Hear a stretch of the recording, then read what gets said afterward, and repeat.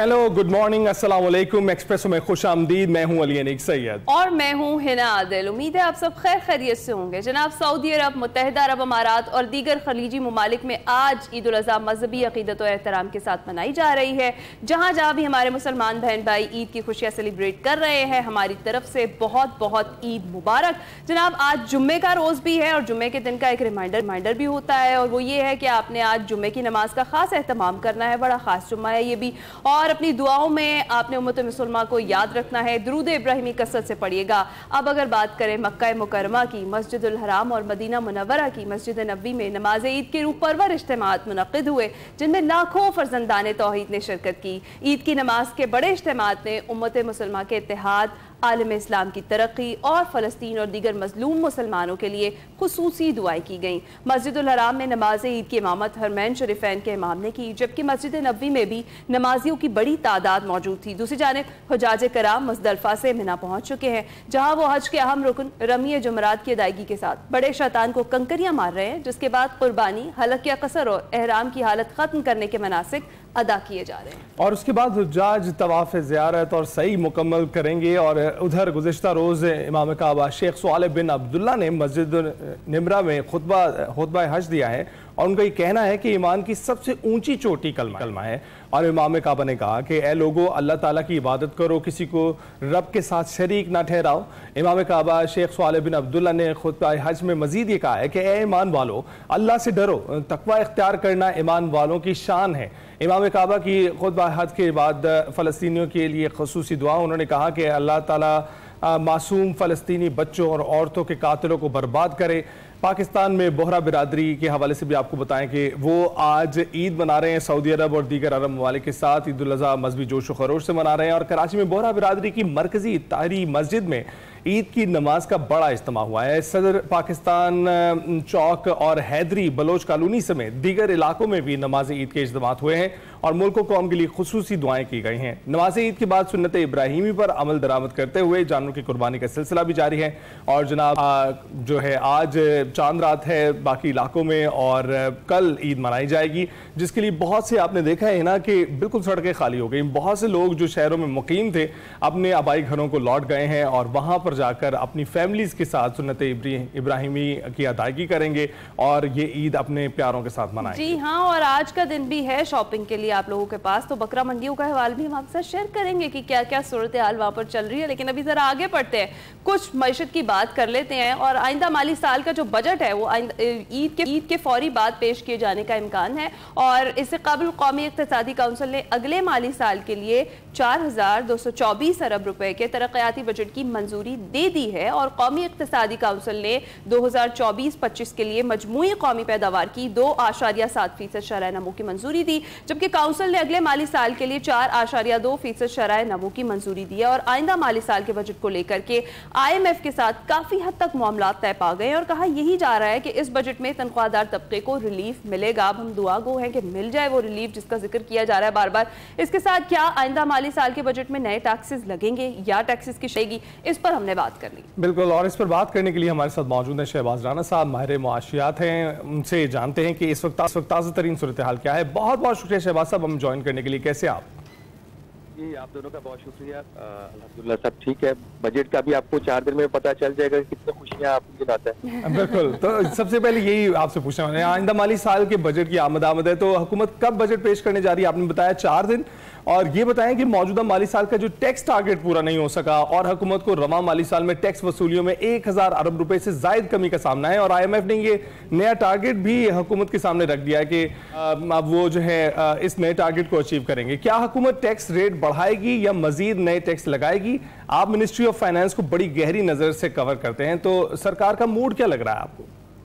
देखिए, पिछले साल जब पोस्ट बजट प्रेस कॉन्फ्रेंस हुई, जो राना मोहम्मद औरंगजेब साहब की पहली प्रेस कॉन्फ्रेंस थी, और पहला उनका बजट था, पहला जो हुकूमत ने दिया था, तो उस पोस्ट बजट प्रेस कॉन्फ्रेंस में जब मुझे सवाल करने का मौका मिला, तो मैंने उनको कहा कि आपने ये जो 12,970 अरब रुपए का टैक्स टारगेट रखा हुआ है, तो इसके अंदर बहुत बड़ा होल है। होल ऐसे है कि जो आपने नए टैक्स के इकदाम किए हैं और जो इकोनॉमी की ग्रोथ से आप एक्सपेक्ट कर रहे हैं इतने टैक्सेस आएंगे, तो आप इसको कैसे पूरा करेंगे? तो टारगेट आपका पहले दिन से ही अनरियलिस्टिक था। तो उनको आगे से जवाब जो कि लाइव गया उस वक्त, उन्होंने आगे से ये कहा कि जी आपने अपना ज़हन बना लिया तो आपको मेरे से बेहतर पता होगा, हमारे ख्याल में तो ये ठीक है। आज 1 साल बाद हम जब बात कर रहे हैं तो 1 महीने की कलेक्शन अभी बाकी है और 1030 अरब रुपए का शॉर्टफॉल आ चुका है। अच्छा, ये तो इस साल की कहानी है। अगले साल के भी ये जो नया बजट आएगा, मसला ये होता है कि हुकूमत या जो हमारी ब्यूरोक्रेसी है, जो ज्यादातर ये सारी एक्सरसाइज कंप्लीट करती है, उसको इनिशिएट करती है, वो अपने जो सबक होते हैं ना वो नहीं सीखते। वो बिजनेस एज यूजुअल वाली अप्रोच पे जाते हैं। उनके pass out of box solution बहुत कम होते हैं। आपका ये सवाल कि नए टैक्स लगेंगे या नहीं लगेंगे, आपको मैं एक एग्जाम्पल देता हूँ। जब IMF से अभी मुज़ाकरात हो रहे थे तो हुकूमत बेसिकली FBR IMF के पास एक प्रपोजल लेके गया कि जो एक दिन का चूजा होता है उसके ऊपर 5% फेडरल एक्साइज ड्यूटी लगा दी जाए। मतलब जब इन्होंने दुनिया की कोई चीज नहीं छोड़ी टैक्स लगाने के बाद, जब चूजा एक रह गया एक दिन का, उसके ऊपर भी ड्यूटी एक नया टैक्स लगा देते हैं। तो IMF ने आगे से इनको कहा जी कि ये 25 करोड़ का मुल्क है और आपके पास यही एक प्रपोजल रह गया कि एक दिन के चूजे के ऊपर फेडरल एक्साइज ड्यूटी लगा दें। फिर इनकी कोशिश ये है कि जो एक वेल्थ टैक्स की फॉर्म है, मूवेबल एसेट्स के ऊपर एक नया टैक्स लगाने का। आपकी गाड़ी है, आपका कैश है बैंक में पड़ा हुआ, आपके पास ज्वेलरी है, तो उसके ऊपर एक नया टैक्स लगा दे। उसके ऊपर भी IMF की रेजिस्टेंस थी कि आप दौलत पैदा करने को क्यों डिस्करेज करना चाहते हैं। आपने टैक्स लगाना तो आमदन के ऊपर लगाए, असासों के ऊपर टैक्स लगाने वाला कौन से आपका ये बनता है। वो भी इस तरह से मसला। फिर अब एक और नया प्रपोजल सामने ये लेके आ रहे हैं जी के जो आपकी बहुत सारी प्रोसेस फूड्स हैं, खासतौर पर बिस्किट्स हैं जो बच्चे बड़े शौक से खाते हैं, बिस्किट्स के ऊपर एक नया टैक्स लगा दिया जाए। आइसक्रीम के ऊपर एक नया टैक्स लगा दिया जाए फेडरल एक्साइज ड्यूटी के तौर पर। और जो दूसरी प्रोसेस फूड है उसके ऊपर एक टैक्स लगा दिया जाए। इस किस्म के प्रपोजल सामने आ रहे हैं। देन जो कुछ आपकी बैंक्स के अंदर कुछ लोग जो इन्वेस्ट करते हैं अपने डिपॉजिट्स में, फिक्स डिपॉजिट्स, और वहाँ पे वो रेट्स पे पैसे रखवाते हैं, तो उनके ऊपर जो अभी इनकम टैक्स का रेट है उसमें मजीद 5% इजाफे की तजवीज है। इस किस्म की और बहुत सारी चीजें हैं जो ये करना चाह रहे हैं। तो ये रिफ्लेक्ट ये करता है कि मैंने अभी आपको ऐसी आपको चीज नहीं लगेगी जो उसमें अच्छा ये एक बेहतर चीज हो सकती है, उससे वाकई रिटेल सेक्टर जो है वो टैक्स नेट से बाहर है, वो आ सकता है। कह रहे हैं शहबाज साहब, ये तो आपने जो जिक्र किया कि बिल्कुल ये वाले प्रपोजल्स भी हैं और इन पर भी टैक्स लगाने का सोचा जा रहा है, खुसूसी तौर पर ये एसेट्स पर टैक्स वाला भी, ये बिल्कुल समझ से बालातर है। दूसरी जानिब IMF जो है वो खाद और ज़रूरी इनपुट और मशीनरी पर टैक्स लगाने का भी मुतालबा कर रहा है और तमाम शोबों में टैक्स इस्तिस्ना का जो खात्मा है वो चाहता है। तो हमारे मुल्क में जो किसान तबका है पहले ही मुश्किलात का शिकार है, आपके ख्याल में क्या ये पॉसिबल है? और अब ज़रूरी इनकम टैक्स की शर्त और NFC पर सूबे जो हैं वो भी नजरसानी की दरख्वास्त करें, उनका भी मुतालबा सामने आया है, क्या कहेंगे? देखिए, जब मुज़ाकरात होते हैं हुकूमत कोई चीज एग्री कर लेती है तो उसके बाद उसको रीओपन की जो चॉइस है हुकूमत के पास बहुत कम रह जाती है। किस चीज को एग्री करना, किस चीज को नहीं करना, ये जब मुज़ाकरात हो रहे होते हैं तब तय होता है। हमने अगर आप जो IMF की स्टाफ लेवल की रिपोर्ट है, अभी आप जाइए IMF की वेबसाइट पे, फाइनेंस मिनिस्ट्री की वेबसाइट पे आपको मिल जाएगी, कोई भी जाकर उसको देख सकता है। हुकूमत पाकिस्तान खुद IMF से पिछले साल मान चुकी है, पिछले साल सितंबर में, कि जो अगला बजट होगा जो अभी बजट पेश होने जा रहा है, इसमें जो खाद के ऊपर जो टैक्स का रेट है उसको डबल किया जाएगा और उसमें जो ज़रूरी अद्वियात है उसके ऊपर टैक्स लगाया जाएगा। तो अगर आज हुकूमत करे कि हम ये नहीं करना चाहते, किसान बहुत बुरी तरह वो अफेक्ट हुआ है। पहली बात ये कि जब आप इस तरह की, आपको नहीं पता था कि आपकी मुल्क की इकोनॉमी के क्या हालात है, आपको नहीं पता था कि ज़राअत किस मुश्किलात से गुजर रही है। क्या ज़राअत के ऊपर जो मुश्किलात आई है पिछले 1 साल से, ज़राअत का जो शोबा है वो तो 3 साल से बुरी तरह मुतासर है। तो आपने उस वक्त मानना चाहिए। अभी प्राइम मिनिस्टर भी कह रहे हैं कि मैंने IMF से बात की है कि ये जो 2 टैक्स हम नहीं लगा सकते, ज़रूरी शोबे की बहुत बुरी सूरत है। तो प्राइम मिनिस्टर साहब ने इस चीज की मंजूरी हो सकती है पिछले साल। अब होता या नहीं होता वो तो बाद में पता चलेगा। अभी तक तो IMF इंसिस्ट कर रहा है कि आप लगाना है, हुकूमत कह रही है कि नहीं हमने नहीं लगाना, और हुकूमत का इनकार जो कर रही है उसके पीछे बड़ी वजह पाकिस्तान पीपल्स पार्टी है। पाकिस्तान पीपल्स पार्टी की जो पॉलिसीज होती हैं वो प्रो एग्रीकल्चर होती है। ये वजह जो अभी national finance commission, national finance commission में कह रहा हूँ, जो नेशनल इकोनॉमिक काउंसिल की जो भी मीटिंग हुई है जिसका आप रेफर कर रही हैं, उसमें जब ज़राअत के शोबे के ऊपर डिस्कशन हुई तो वहाँ पे जो हमारी इत्तला है कि वज़ीर आला जो सिंध थे उन्होंने ये इशू रेज किया कि IMF के कहने के ऊपर हम जो एग्रीकल्चर इनकम टैक्स लगाने जा रहे हैं, इसके लिए तमाम 4 सूबाई पार्लियामेंट जो है, असेंबलीज हैं, उन्होंने अपने कवानीन की मंजूरी दे दी है और उसकी कलेक्शन जो है वो जुलाई से शुरू होनी है अगले दिन। वो कह रहे हैं जी कि IMF से आप बात करें कि इन हालात में जो है हम ज़राअत से हम टैक्स नहीं ले सकते आमदन के ऊपर, तो हमें यहाँ पे मुश्किल है। ऑल्दो मुश्किल है कि IMF इसके ऊपर माने, लेकिन अगर सूबा कलेक्ट ही न करे और अगर करे भी तो इतना कम करे, या बस कुछ से कर ले, कुछ से ना कर ले, तो वहाँ पे IMF या वफाकी हुकूमत क्या कर ले। Right. For the national finance commission, अब खैबर पख्तूनख्वा की जो गवर्नमेंट है उसका एक बड़ा जायज मुतालबा है कि जो कबायली इलाके थे आपने खैबर पख्तूनख्वा में जम कर दिए। जब आपने जम कर दिए तो उसकी जो आबादी है, उसके जो अखराजात हैं, उसका जो हिस्सा बनता है नेशनल फाइनेंस कमीशन में, आप हमें डायरेक्ट दे, जिसके लिए आपको जो नेशनल फाइनेंस कमीशन है उसको रिवाइज करना पड़ेगा। अब ये तो एक अभी लेटेस्ट डेवलपमेंट भी, अब इसको भी काफी अच्छा हो गया, 5 साल हो गए। हमारा जो अवार्ड है नेशनल फाइनेंस कमीशन का वो 2015 से एक्सपायर हो चुका है। पहली मुद्दत 5 साल थी, वो खत्म हो गई 2015 में। उसके बाद सदर पाकिस्तान हर साल जून में उसमें 1 साल की एक्सटेंशन दे देते उस फार्मूला के, और फिर जो 2010 में फार्मूला तय हुआ था उसी के ऊपर ये सारी जो डिस्ट्रीब्यूशन है आज तक हो रही हैं। तो इसमें सूबों की तरफ से मुतालबा आ रहा है कि आप इसको दोबारा रिव्यू करें सारी प्रोसेस, बट वफाकी हुकूमत से रिव्यू नहीं कर सकती, क्योंकि आइन के अंदर ये लिखा हुआ है कि सूबों का जो हिस्सा है वफाक की आमदन में वो 57.5% से कम नहीं हो सकता। राइट। आईनी तरमीम नहीं होगी वो हिस्सा कम नहीं हो सकता, और आईनी तरमीम के लिए ये लोग तैयार नहीं होंगे, और वफाक 57.5% ज्यादा मजीद दे नहीं सकती, क्योंकि इसमें कोई शक वाली बात नहीं कि पहले सूबों को जो पैसा चला गया वो बहुत ज्यादा चला गया है, और जिम्मेदारियां रिस्पॉन्सिबिलिटीज उन्होंने ली नहीं, उनको दी नहीं गई। अब सूबे ना रिस्पॉन्सिबिलिटी लेने को तैयार हैं और ना ही अपना जो हिस्सा है उसको कम करने को तैयार। बिल्कुल ठीक। तो शहबाज साहब, अब वो उस खबर के हवाले से बता दें जिस पर हम लोग जो है कान टिकाए बैठे हैं कि तनख्वाहदार तबके को भी रिलीफ देने की खबरें सामने आ रही हैं। तो आपको लगता है कि ये जो रिलीफ की बातें हो रही हैं, बजट पेश करने पर कोई रिलीफ मिलेगा, या फिर ईद के बाद हमें भी कुर्बानी देने की जो है ना तैयारी कर लेनी चाहिए, हमें भी कुर्बानी का बकरा बनाया जाएगा? तनख्वाहदार तबके को जो कुर्बानी का बकरा है वो पिछले साल जून में बना दिया। हमारे ऊपर जो इजाफी टैक्सेस लगाए गए थे, आप इसकी एग्जाम्पल ऐसे ले लीजिए कि पिछले साल जून में जो पिछले वाला माली साल था, हमने 370 अरब रुपए के करीब आमदन के ऊपर टैक्स दिया था, 370 अरब रुपए का टैक्स दिया था। हुकूमत ने कहा कि नहीं जी, हमें और पैसा चाहिए, तो हम 75 अरब आपसे और देंगे इस माली साल में जो शुरू होता है। अभी तक तनख्वाहदार तबका, सर मैं 10 माह के फिगर्स दे रहा हूँ, इसमें 2 महीने के भी फिगर्स रहते हैं, 437 अरब रुपए हम 10 माह में दे चुके हैं, जो पिछले साल के जो यही अर्सा था 10 माह का उसके मुकाबले में 150 अरब रुपया ज्यादा है। अभी 2 महीने रहते, इसका मतलब 200 अरब रुपया ज्यादा कम से कम देंगे, या इससे भी ज्यादा। अब सवाल यहाँ पे ये पैदा होता है, क्या ये रिलीफ है या जो हमारे साथ ज्यादती हुई है उसमें कुछ ये उसको कुछ कॉम्पनसेट करेंगे? अब ये जो अब आगे प्रपोजल आ रहा है, इसको आपको 3 तरीकों से इसको देखने की जरूरत है तनख्वाहदार तबके के हिसाब से। एक ये है कि 6 लाख रुपए की अभी तक अगर आपकी सालाना आमदन है जो महीने की 50,000 बनती है, उसके ऊपर 0 टैक्स। हुकूमत की ये तजवीज थी कि 6 लाख की जो आमदन है इस पे जो 0 टैक्स को बढ़ाकर 12 लाख रुपए तक कर दिया जाए और वहां पे 0 टैक्स कर। IMF इसके ऊपर नहीं मान रहा, वो कह रहा है कि 12 लाख तक आप इसको 0 ना करें, इसको 1% कर लें। तो अभी 12 लाख की आमदन के ऊपर 5% टैक्स है, 1 लाख आपकी जो मंथली आमदन बनती है, तो उसको कम करके शायद 1% कर दिया जाए, यहाँ पे एक रिलीफ आ सकती है। उसके बाद जो आमदन 1 लाख से लेके 4 लाख रुपए के दरमियान है, उसके ऊपर भी मामूली सी कमी जो टैक्स रेट्स में हुकूमत कर सकती है। जहाँ पे 2 एरियाज में अभी तक प्रॉब्लम आ रहा है और हुकूमत के मामला तय नहीं पा रहे थे, होते या नहीं होते अगले 2 दिन में पता चल जाएगा।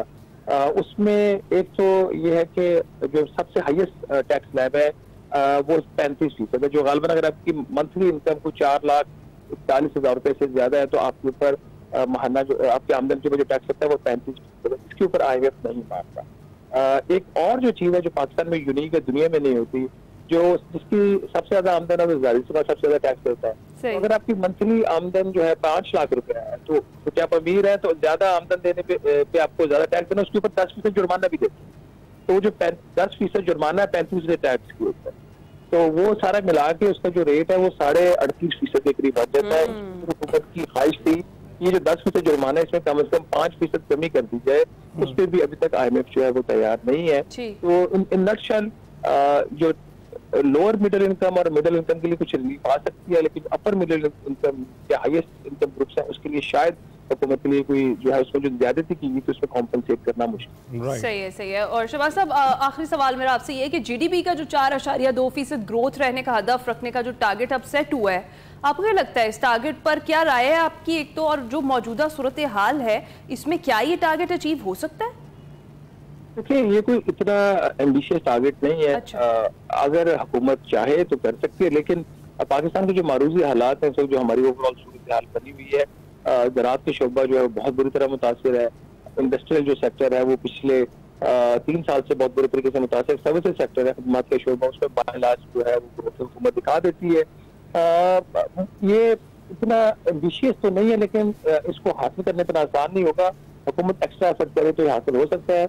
हमारी पॉपुलेशन ग्रोथ रेट 2.6% है।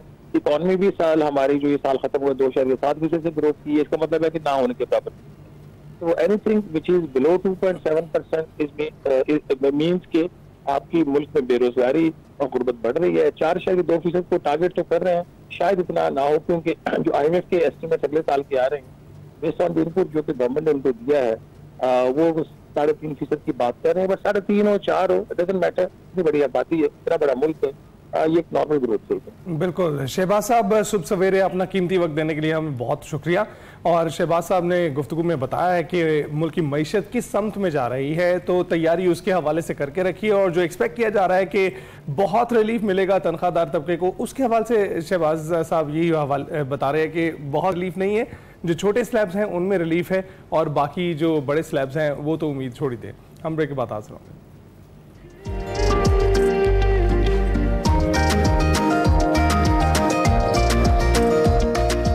वेलकम बैक जनाब। कुछ ही घंटे बाकी रह गए हैं, तो जिसने कुर्बानी करनी है जल्दी मंडियों का रुख कर लें और वहां से खरीदारी कर लें। कल ईद उल अज़हा मनाई जाएगी पाकिस्तान में। मवेशी मंडियों में कुर्बानी का जानवर खरीदने के लिए खरीदारों का रश भी बढ़ना शुरू हो गया है।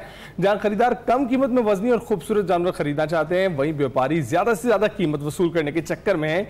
और मवेशी मंडी में एक से बढ़कर एक जानवर अभी भी मौजूद है, लेकिन उनकी कीमतें आसमान से बातें कर रही हैं। सुनकर खरीदार खरीदने की बजाय देखने पर मजबूर हो जाता है। और मवेशी मंडियों में जानवरों को देखने वाले ज्यादा हैं, खरीदार कम हैं। हर कोई मवेशी में जानवर के दाम जो है उसके गिरने का इंतजार कर रहा है, और कुछ लोग तो चांद रात के गुजरने का भी इंतजार कर रहे हैं। जी हाँ, बिल्कुल ऐसा ही है। हमारे मुख्तलिफ बड़े शहरों से नुमाइंदगान डेली बेसिस पर हमारे साथ होते हैं। मवेशी मंडियों का क्या हाल है वो हम आपके साथ शेयर कर रहे होते हैं। अभी हमारे साथ मौजूद हैं कराची से यासीन जबलपुरी और आसिफ महमूद उमर लाहौर से ज्वाइन कर रहे हैं। सबसे पहले जरा लाहौर का रुख कर लेते हैं। अस्सलाम वालेकुम और सुबह खैर आप दोनों को। आसिफ, बताइएगा किस मवेशी मंडी में आप मौजूद हैं, इस वक्त की ताज़ा सूरत हाल क्या देख रहे हैं, क्योंकि कुछ ही घंटे बाकी है शॉपिंग के लिए। क्या देख रहे हैं आप आसिफ? जी, मैं इस वक्त जो मनावा के इलाके में मंडी लगाई गई है, वैसे तो लाहौर में 6 मंडियां थी और मैं ये मनावा में जो मंडी लगाई गई यहाँ पर मौजूद हूँ। जिस तरह भी आप बात कर रहे थे कि ख़रीदार जो है वो ज़्यादा आ रहे हैं, यहाँ पर देखने वाले ज़्यादा आ रहे हैं। अच्छा, चंद दिन पहले तक तो यही सूरत हाल रही है, लेकिन आज चूँकि फाइनल राउंड है, अब आज का दिन ही बचा है या रात है और कल कुर्बानी करनी है, तो इसलिए आज संजीदा ख़रीदार ही मंडी में आ रहे हैं। सूरत हाल इस वक्त ये है कि यहाँ पे मनावा मंडी में जब हमारी मुख्तलिफ व्यापारियों से बात हुई, तो यहाँ पे 2 तरह के व्यापारी जो है वो जानवर लेकर आते हैं। एक वो हैं जो पूरा साल जो है वो जानवर पालते हैं, उनके एनिमल फार्म उन्होंने बनाए हुए हैं या घरों में जानवर पाले हैं। वो तो कीमतें कम करने पर जो है वो कुछ नज़र नहीं आ रहे, कंप्रोमाइज़ नहीं करते कीमतों पर। उन्होंने जो शुरू में कीमतें रखी हैं वही हैं। दूसरे व्यापारी वो होते हैं जो अपने अपने इलाकों से मुख्तलिफ जानवर जो है वो उधार खरीदते हैं, थोड़े बहुत पैसे दे आते हैं और बाकी वो कहते हैं कि जब हम जानवर बेचेंगे तो वो दे। अच्छा, उन लोगों के लिए ये मसला ज़रूर बना होता है कि उन्होंने जाके वापस क्योंकि पेमेंट करनी है, तो अब उनकी कोशिश ये होगी कि अगर हम जानवर जितने भी लेकर आए हैं उनको बेच कर जाएँ, कोशिश करें कि थोड़ा बहुत जो मुनाफा वो कमा सकते हैं वो कमा लें। ये जिस जगह पर मैं मौजूद हूँ, यहाँ पर भी हमें बताया गया है कि ये जो आपको मेरे पीछे एक बैल नज़र आ रहा है, इसकी कीमत जो है वो पहले कोई 5-6 लाख रुपए तक मांगी जा रही थी, लेकिन ये जब नहीं बिका तो अब इसका कोई 3.5 लाख रुपए तक देने के लिए भी जो है ना वो ये राज़ी हैं कि इसको फ़रोख्त कर देंगे। तो कीमतों में फ़र्क तो पड़ा है, कीमतें डाउन हो गई हैं। और नमाज जुमा के बाद जब लोग ख़रीदारी के लिए मज़ीद आएंगे तो उम्मीद है कि कीमतें कम होंगी। एक वजह यह भी होती है कि आखिरी दिनों में रश इसलिए भी बढ़ जाता है कि लाहौर में जो सोसाइटियों में लोग रहते हैं उनके पास घरों में जानवरों को रखने की एक बड़ा मसला जो वो होता है, जानवरों की देखभाल करना जो है वो आसान नहीं होता। तो इसलिए भी आज रश भी होगा और कीमतें भी जो है वो उनमें कमी देखी जा रही है। बिल्कुल। तो यासीन, आप बताइएगा कराची में क्या सूरत हाल है, क्योंकि जैसे कि आसिफ बता रहे हैं कि लाहौर में जो है कुछ खरीदार जो है संजीदा खरीदार अब पहुंचना शुरू हो गए हैं और जानवरों को रखना एक मसला होता है, तो अक्सर खरीदार आखिरी दिन पर ही जाकर ये बंदोबस्त करते हैं और खरीदारी करते हैं। आप वहां क्या देख रहे हैं?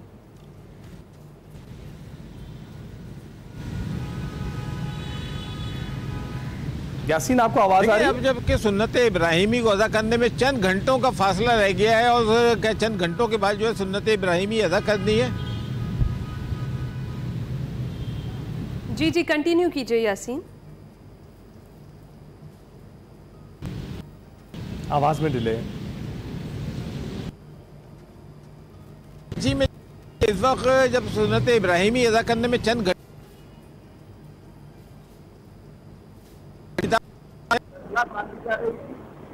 आधी कीमत पर आ गया है। कराची में जो व्यापारी पंजाब से आया हुआ वो तकरीबन आधी कीमत पर आ गया है। इस वक्त कराची में जो व्यापारी अंदरून सिंध और पंजाब से आया हुआ है वो शदीद परेशानी का शिकार है, क्योंकि अगर वो ये जानवर वापस ले जाता है तो उसको 10 से 12 हज़ार रुपये फ़ी जानवर का खर्चा आता है और इसको यहाँ पर बेचने की उसकी मतलूबा कीमत जो है वो उसको नहीं मिल रही है। जो 8 लाख का जानवर था वो 4 लाख पे आ गया है और इस वक्त जो है वो ख़रीदार उस चीज़ का भरपूर फ़ायदा उठा रहे हैं, क्योंकि इससे कबल जो है वो 2 दिन कबल जो है वो जो व्यापारी था वो ख़रीदारों का मजाक उड़ाता था। अगर वो किसी जानवर के 2 लाख रुपए लगाते थे तो उसको ये कहा जाता था कि जाकर बकरा ले लो, इतने में तो बकरा आता है। अब इस वक्त ये सूरत हाल है कि जो 4-5 लाख रुपए वाला जानवर 2 और 2.5 लाख रुपए का जो है वो फ़रोख्त करने के लिए तैयार बैठे हुए हैं। उसके बावजूद जो ख़रीदार हैं वो उससे भी कम कीमत में लगाते हैं। वो चाहते हैं कि हम जिस तरह गुज़िश्ता सालों की तरह गुज़िश्ता सालों में जो है वो व्यापारी ने फ़ायदा उठाया है, इस साल जो है वो ग्राहक जो है वो फ़ायदा हासिल करे। और बहुत सी जगह पे जैसे एशिया की सबसे बड़ी नाज़न बाईपास पे जो मंडी लगी है वहाँ पर जो है बहुत फ़ायदे हासिल हो रहे हैं ख़रीदार को, क्योंकि जो जानवर 3.5-4 लाख 5 लाख का फ़रोख्त हो रहा था वो 2 लाख और 2.5 लाख में जो है फ़रोख्त किया जा रहा है और वो लोग ख़रीद रहे हैं। जी बहुत शुक्रिया यासीन जबलपुरी और आसिफ मेहमूद साथ मौजूद थे। यानी कि मंडी जो है वो टूटना शुरू हो गई है, तो ये व्यापारियों के लिए तो नहीं लेकिन खरीदारों के लिए अच्छी खबर ज़रूर है। तो अभी आपने अगर अपनी परचेजिंग नहीं की है, अगर आपने अपने लिए बकरा या कुर्बानी का जानवर नहीं खरीदा तो आप फ़ौरन से मंडियों का रुख कर ले, क्योंकि अभी रेट्स जो हैं वो बहुत मुनासिब हो गए हैं। पहले जो 5 लाख का बैल था वो 3 लाख में मिल रहा है, तो ज़रूर रुख कीजिए और सुन्नत इब्राहिमी की अदायगी के लिए अपना जो जानवर है वो ज़रूर ले लीजिए। अभी हम जाएंगे एक ब्रेक पर, आप कहीं मत जाइएगा। Welcome back to Expresso. जनाब आपको खेलों के मैदान से एक बड़ी कामयाबी की खबर सुनाते हैं। जी हम बात कर रहे हैं थाईलैंड बैंकॉक में होने वाली एशियन अंडर रोइंग चैंपियनशिप में पाकिस्तानी टीम ने शानदार कारकर्दगी का मुजाहरा करते हुए 10 गोल्ड मेडल समेत कुल 14 मेडल्स जीतकर तारीख रकम कर दी है। इस चैंपियनशिप में पाकिस्तान के अलावा भारत, ईरान, थाईलैंड, जनूबी कोरिया और जापान की टीमें भी शामिल थी। इस रोइंग चैंपियनशिप में एक पाकिस्तानी एथलीट असद अली ने गैर मामूली महारत का मुजाहरा करते हुए अकेले 5 गोल्ड मेडल्स अपने नाम किए हैं और असद अभी हमारे साथ हमारे स्टूडियोज में मौजूद है। उनकी गैर मामूली जो कारगी है, उनकी जो परफॉर्मेंस है उस पर हम बात करते हैं उन्हीं से। इसके साथ साथ हमें ज़हीर अहमद साहब सेक्रेटरी जनरल रोइंग फेडरेशन भी ज्वाइन कर चुके हैं। आप दोनों का बहुत शुक्रिया। अस्सलाम वालेकुम। Thank you. असद कैसे हैं आप? जी शुक्र अल्लाह का, ठीक ठाक। अच्छा, सबसे पहले बताएं, बहुत बड़ी अचीवमेंट है रोइंग के लिए, तो इतनी एफर्ट लगती है। सबसे पहले तो कॉन्ग्रेचुलेशंस, आपने इतने सारे गोल्ड मेडल जीते हैं। तो बताइएगा कि इस इवेंट में कितने सोलो आपके जो मुकाबले थे और किस में आपने टीम वर्क के साथ काम किया? जी अल्हम्दुलिल्लाह मैंने 5 इवेंट में पार्टिसिपेट किया और 5 के 5 गोल्ड उठाए हैं माशाल्लाह, और 4 मेरे इंडिविजुअल इवेंट थे और एक टीम वर्क था। क्या बात है, जबरदस्त। एक चैंपियनशिप में एक गोल्ड मुश्किल हो जाता है, माशाल्लाह 5 गोल्ड लेकर आए हैं, जबरदस्त। अच्छा, इस पूरी चैंपियनशिप का आपका एक्सपीरियंस कैसा था? कितना चैलेंजिंग था और कैसा रहा ओवरऑल एक्सपीरियंस? जी चैलेंजिंग तो काफ़ी था माशाल्लाह। हमने ट्रेनिंग इस लेवल की थी कि हमें कोई आगे जाके कोई प्रॉब्लम ना हो, क्योंकि हमारे उधर इंडिया के भी लड़के थे, थाईलैंड के, मलेशिया के, जापान के, सऊदीया के, सारे मतलब थे। तो ये इरादा किया हुआ था हमने कहा हम पाकिस्तान की तरफ से मतलब जा रहे हैं तो हम इंशाल्लाह पाकिस्तान का नाम रोशन करके आएंगे उधर से। इस इरादे से गए थे, तो माशाल्लाह हमने उनका चैलेंज एक्सेप्ट किया और हमने उनको मतलब जो है शिकस्त दी और अपने पाकिस्तान का नाम रोशन किया उधर। ज़हीर साहब, ऐसे खिलाड़ी आपको अमूमन देखने में मिलते हैं फेडरेशन में? जी होते तो हैं, यानी कि कोई ना कोई बेस्ट होता है, लेकिन इसमें असद में स्पेशली है, पोटेंशियल है कि ही can escalate up to the Olympics. तो हमारा एम भी बेसिकली यही है कि पाकिस्तान ओलंपिक्स में जैसे आपको पता है बहुत पीछे है अभी, तो इसी तरह के जो एक्स्ट्रा ऑर्डिनरी जो प्लेयर्स हैं उनको ज़्यादा से ज़्यादा सपोर्ट भी की जाए, प्रमोट भी किया जाए। और this is one of the step towards the Olympics के इसी तरह जो स्मॉल बेंचमार्क्स होते हैं उनको लेते लेते आप आगे ओलंपिक में बिल्कुल ऐसा तो इंशाल्लाह इसी तरह बिल्कुल ऐसा है। जिस तरह के असद जैसे प्लेयर्स जिनकी आप बात कर रहे हैं, जिनमें गैर मामूली से लयते हैं, वो तो ज़बरदस्त किस्म की परफॉर्मेंस दे ही रहे हैं ऑलरेडी। असद, आपने अपना एक्सपीरियंस शेयर किया, आपने कहा कि आपने चैलेंज के तौर पर लिया और फिर आपने वो पूरा भी किया, और आपका जो खुद से कमिटमेंट थी, जो वादा था, वो आप मेडल्स भी लेकर आए। ज़रा हमें ये बताएं कि रोइंग के लिए प्रैक्टिस कितनी करनी पड़ती है और इसके क्या रूल्स होते हैं, उसूल क्या है इस गेम के, वो भी हमारे साथ ज़रा शेयर करें। जी, इसकी प्रैक्टिस बहुत हार्ड है, बहुत मुश्किल गेम है, ये टफ है, ये ईजीली नहीं है। मतलब कि ये मैं तकरीबन 2023 के बाद मैंने नेशनल गेम्स में मतलब वो चैम्पियन हुआ हूँ पाकिस्तान का ना, रिकॉर्ड 8 गोल्ड मेडल मैंने उधर से हासिल किए थे। तो उस टाइम से लेकर अब इस इवेंट तक के लिए मैंने बहुत तैयारी की है, ठीक है, बहुत हार्डवर्क किया है। तो इसलिए मतलब जो है ना इस हार्डवर्क के साथ, इस मेहनत के साथ कि मैंने आगे जाना है, मतलब पाकिस्तान का नाम रोशन करना है। थाईलैंड में इवेंट था, मेरे साल पहले पता चल गया था, तो हम माशाल्लाह गए हैं उधर। 6 लोग गए हैं हम लोग पाकिस्तान से, 5 का तल्लुक पाकिस्तान आर्मी से है और एक सिविल कराची KBC क्लब से गया है। तो हमने माशाल्लाह 10 गोल्ड मेडल उधर से उठाए। राइट, तो आपका ताल्लुक किससे है? मेरा पाकिस्तान आर्मी से माशाल्लाह। राइट, तो इलाका कौन सा है, कहाँ से? ज़िला सियालकोट, तहसील पसूर, गाँव अलीपुर सईदा के करीब छोटा सा गाँव है बांगे शरीफ। जी, घर वालों के लिए कितना प्राउड मोमेंट होगा? माशाल्लाह बहुत ज़्यादा। कल मैं गया हूँ उधर, मतलब कल ही आया हूँ इस्लामाबाद से मैं ना। अच्छा। तो घर माशाल्लाह उन्होंने बहुत ज़्यादा इस्तकबाल किया। माशाल्लाह हमारे पीर साहब हैं उधर, पीर सैयद जमात अली शाह साहब, उनके रिलेटेड जो इतने पीर साहब माशाल्लाह थे, उन्होंने बहुत हमारा इस्तकबाल किया अलीपुर सईदा शरीफ में। और तो बहुत खुशी हुई है हमें माशाल्लाह। हमारे गाँव वाले भी लोग गए थे, ख़ास मतलब पीर साहब ने हमें इन्वाइट किया, मतलब वो किया, वेलकम किया हमारा। ये तो बहुत खुशी है आपके माँ बाप की, आपके अहले खाना की, आपके पीर साहब, और पूरा मुल्क जो है। एक तो जब हमारा कोई प्लेयर बाहर परफॉर्म करने के लिए जाता है किसी चैंपियनशिप में, एक तो दुआएं करते हैं और फिर उसके बाद जब वो जीत कर आते हैं पाकिस्तान का सर फख्र से बुलंद करके, तो इस तरह का वेलकम माशाल्लाह। जब पाकिस्तान में हम आए हैं तो हमने देखा कितनी लोगों को खुशी, तो हमारा जो ना वो भी सीना फख्र से मतलब चौड़ा हुआ उधर। कम अगर नेक्स्ट में मौका मिला तो हम इंशाल्लाह फिर से जाके तो इसी तरह मौका आपको जरूर मिलेगा, आपने तैयारी करेंगे इंशाल्लाह।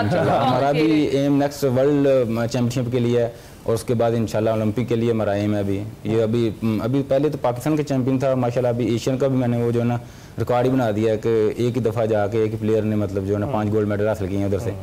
तो अभी इंशाल्लाह हमारा अगला एम जो है ना वर्ल्ड का है या ओलंपिक का है।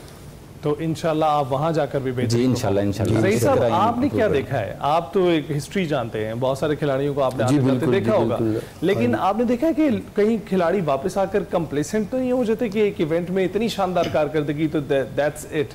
क्योंकि हम देख रहे हैं कि हमारे कुछ खिलाड़ी जिन्होंने बहुत अच्छा ओलंपिक में परफॉर्म किया है, वो अब आके एशियन चैंपियनशिप्स में भी उतना ही अच्छा परफॉर्म कर रहे हैं। तो क्या आपको लगता है कि फ़र्क होता है कुछ खिलाड़ियों में?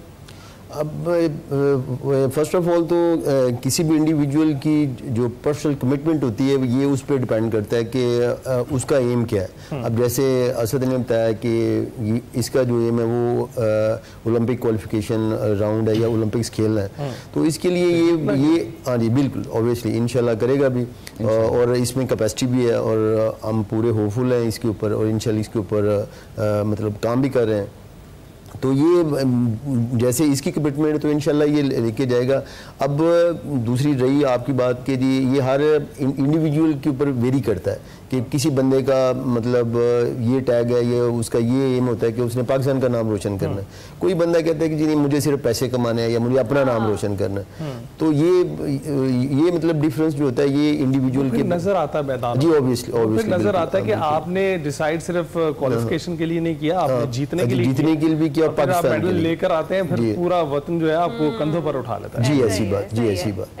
अच्छा सर, लोगों को रोइंग वैसे देखने में बड़ा आसान, एक तो बड़ी आसान सा गेम है, इसमें तो बड़े आराम से पार्टिसिपेट किया जा सकता है, लेकिन आप बताइए लोगों को कि इसके लिए ट्रेनिंग प्रैक्टिस कितनी ज़्यादा ज़रूरी है, और आप कब से रोइंग जो है इस तरह की चैंपियनशिप या जो मुकाबले उनमें पार्टिसिपेट कर रहे हैं, और आपने कब डिसाइड किया कि आपने इस खेल में जाना है? जी अल्हम्दुलिल्लाह मैंने 2019 में ये गेम ज्वाइन की है रोइंग। तो उधर से माशाल्लाह पहली बार तो मेरा कंपटीशन में इतना मतलब कि ट्रेनिंग नहीं थी मेरी, शॉर्ट टाइम मैंने खेला है तो उस टाइम इतनी प्रोग्रेस नहीं थी। उसके बाद माशाल्लाह मैंने हर चैंपियनशिप में 7-7, 8-8 गोल्ड मेडल माशाल्लाह अपने नाम किए हैं। तो इसके साथ मेरे कोचेज़ की बहुत मेहनत है। हमारे रिटायर मेजर साहब चले गए हैं, जो रशीदुद्दीन भट्ट साहब अमेरिका चले गए हैं, वो भी प्रोग्राम देते हैं उधर से। तो बहुत हार्ड मतलब प्रोग्राम होता है उधर से, जो अमेरिका वाले लोगों को कोचिंग कर रहे हैं ना, वो हार्ड ट्रेनिंग वो देते हैं हमें। तो आगे हमारे कोच हैं मकबूल अली, उनको देते हैं, वो आगे हमें मतलब वो देते हैं ट्रेनिंग, वो हार्ड वर्क करते हैं हम लोग, तो फिर माशाल्लाह हम जो है ना वो इस लेवल तक पहुंचे हैं। नतीजा और उसी के नतीजे की ये मेडल्स हैं। तो ये बताइएगा कि अभी तक टोटल कितने मेडल्स हो गए मेरे पास? माशाल्लाह 50+ गोल्ड मेडल हैं। और ये जो ताज़ा 5 है, जरा ये भी स्क्रीन पे दिखाइएगा ताकि हमारी ऑडियंस भी देखे कि हमारे जो चैंपियंस हैं जीत कर आते हैं एशियन चैंपियनशिप इंडोर रोइंग में। क्या बात है, ये 5 मुकाबलों में हिस्सा लिया और पांचों में गोल्ड मेडल आपने लिया।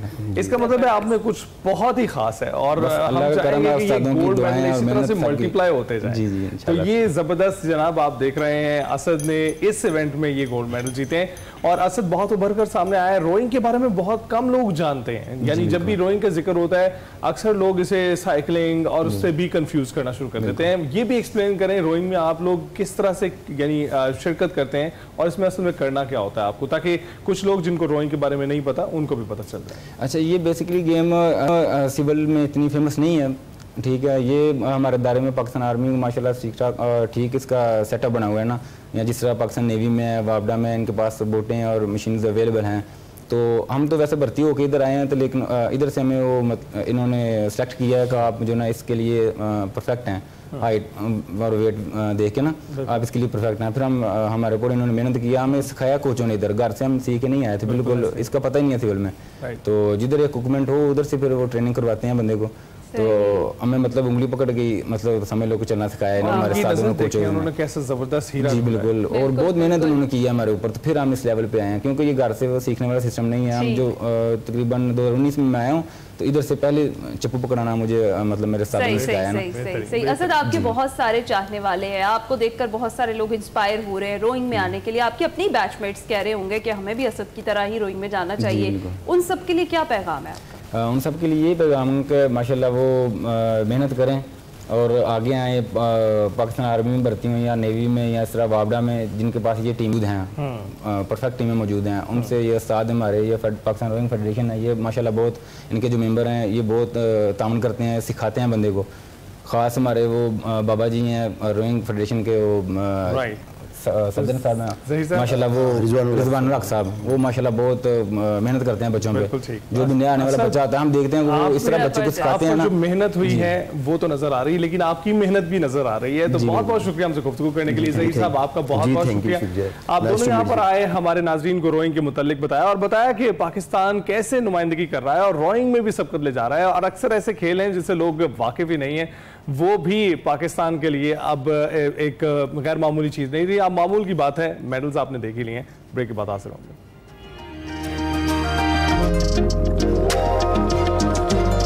प्रोग्राम के दूसरे हिस्से में खुशामदीद जनाब। टॉप ऑफ द आवर अपना सेगमेंट शामिल करेंगे, हमाकत की नफ्सियात, जिसमें आज वकार अहमद मलिक बात कर रहे हैं कि सिर्फ मुस्तकिल मिजाजी नहीं, फैसले के लिए दानिश इस्तेमाल करना ज़रूरी है। कितना ज़्यादा ज़रूरी है, आइए देखते हैं।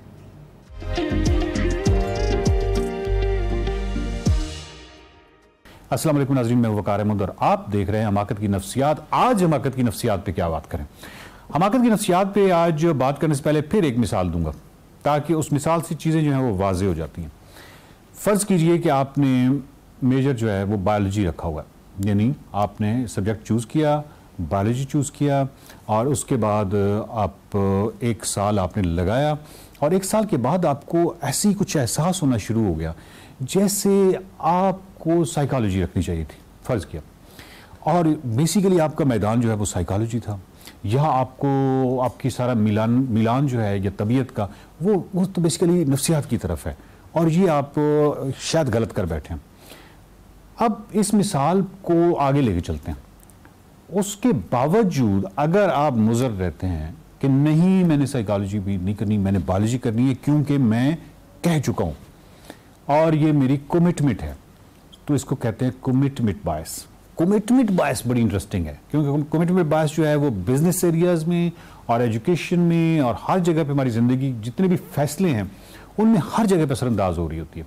अब आप सोचिए कि आपने एक फैसला फ़र्ज़ किया कि गलत ले लिया, आपके पास डाटा इतना वाफर नहीं था, आपके पास डाटा कम था, कम डाटा की बुनियाद पर आपने वो फैसला किया और वो जो फैसला था क्योंकि कम डाटा की बुनियाद पे था तो वो जरा मुनासिब फैसला नहीं था। 1 साल के बाद आपके पास वाफर डाटा आ गया अब वो जो वाफा डाटा है वो आपको बता रहा है कि नहीं, बेसिकली साइकोलॉजी जो है वो आपके लिए एक मुनासिब सब्जेक्ट है या बेहतर सब्जेक्ट है बनिस्बतन बायोलॉजी के या बनिस्बतन स्टैटिस्टिक्स की, कोई भी मिसाल ली जा सकती है।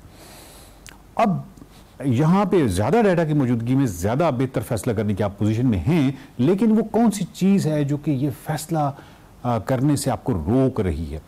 इसको कहते हैं कमिटमेंट बायस। बिकॉज मैं कमिटेड हूँ तो मैंने ये काम करना है। इसको बेसिकली संक कॉस्ट फैलेसी के साथ भी जोड़ा जा सकता है। बहुत सारे लोग जो हैं वो बिजनेस चलते हैं तो वो एक खास जगह पे चलते चलते चलते उनको आइडिया हो जाता है कि हम गलत कर बैठे हैं और ये इसका आउटकम जो है आगे चलते चलते ये मुनाफा बख्श हो ही नहीं सकता। ये बिल्कुल कंफर्म हो जाता है। कंफर्म होने के बावजूद वो इसरार करते हैं लाशऊरी तौर पे। हर वक्त उनका ये इसरार रहता है कि मुझे इसमें कामयाब होना है। अब वो कामयाब क्यों नहीं हो पाते? क्योंकि वो तो उनको भी खुद भी मालूम है कि वो नहीं, ये कामयाबी इससे हो नहीं सकती। लेकिन ये जो कमिटमेंट है, ये जो संक कॉस्ट, यानी बेसिकली क्योंकि आप क्लेम कर चुके हैं और आप कह चुके हैं कि मैं ये काम करूंगा और इसमें कामयाबी हासिल करूंगा, तो बहुत सारी जगहों में स्टेप बैक करना कामयाबी की जमानत होता है। यानी आप अगर पीछे कदम उठा लेते हैं तो वो कामयाबी की जमानत होता है। आप इसको इस तरह कीजिए, ये जो होते हैं बहुत मोटिवेशनल स्पीकर्स, उनके हवाले से देखिए। मिसाल के तौर पे वो आपको कमिटमेंट समझाएंगे कि कमिटेड आदमी ये होता है, कमिटेड वो होता है, वगैरह वगैरह। ये जो कुछ भी वो कहते हैं कि कमिटेड आदमी जो है वो अगर कमिटमेंट के साथ लगा रहे, और फिर वो आपको एक दो मिसालें देंगे कि वो फलां आदमी इस तरह नाकाम हुआ, ऐसे नाकाम हुआ, ऐसे नाकाम हुआ, और फिर वो कमिटेड था तो वो कामयाब हो गया। लेकिन वो बेसिकली आपको एक फ़र्द का बता रहा है। हो सकता है कि इस हवाले से 500 अफराद का डाटा हो और 499 इसी कमिटमेंट की वजह से नाकाम हो चुके हों, क्योंकि उन्होंने बेसिकली दुरुस्त एनालिसिस नहीं किए। और जब एनालिसिस दुरुस्त हुए और उनको मालूम भी हो गया कि वो गलत जा रहे हैं, उसके बावजूद उन्होंने इसरार किया।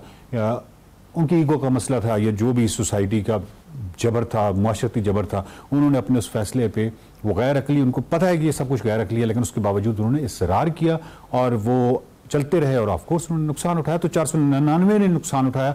वो एक अलग बात है कि मोटिवेशनल स्पीकर आपको वो 499 का डाटा नहीं देगा, और जब 499 का डाटा नहीं देगा, अगर एक का डाटा देगा तो उस एक की डाटा की बुनियाद पे आप भी जो फैसला करेंगे वो गलत ही होगा।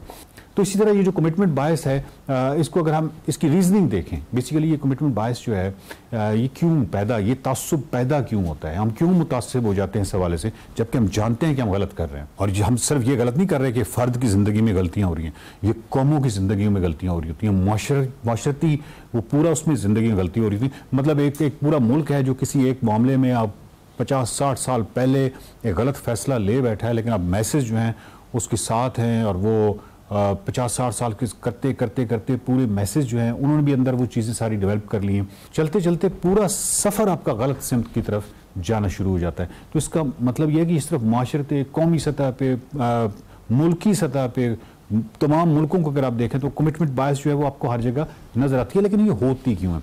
नंबर 1, क्योंकि हम अपने इस हवाले से बहुत एक गहरा तासुर रखते हैं अपने हवाले से, और इसको सिद्ध के दिल से मानते हैं कि हम रैशनल बीइंग हैं, हम जो हैं वो बहुत अकली मखलूक है, और हम जो फैसला करते हैं वो इस कदर अकली होता है कि वो तो गलत हो ही नहीं सकता।